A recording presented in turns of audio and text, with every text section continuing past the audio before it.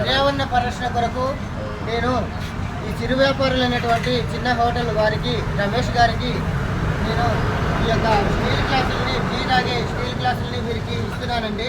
అయితే ఇటువంటి పేపర్ కెమికల్స్తో తయారైనటువంటి పేపర్లలో టీ తాగితే టీ తాగిన వారికి అనారోగ్యం కలుగుతుంది భవిష్యత్తులో. అదేవిధంగా వీరికి కూడా ఆర్థికంగా చాలా నష్టం జరుగుతూ ఉంటుంది. కాబట్టి ఇటువంటి స్టీల్ గ్లాసులలో వినియోగదారులకి మీరు టీ ఇవ్వాలని చెప్పేసి వీరికి నేను ఈ యొక్క స్టీల్ గ్లాసులని అందిస్తున్నాను. మీరు ఇటువంటి స్టీల్ గ్లాసులలోనే మీరు వినియోగదారులకు ఇవ్వండి. ఓకే, ఇప్పుడు ఒక